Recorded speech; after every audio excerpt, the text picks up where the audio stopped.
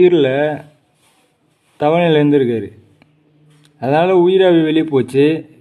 அந்த குகைக்குள்ளே ஓய்வு விடலை. போகல அப்படின்னா பறக்கும் தட்டு வேலை செய்யலை.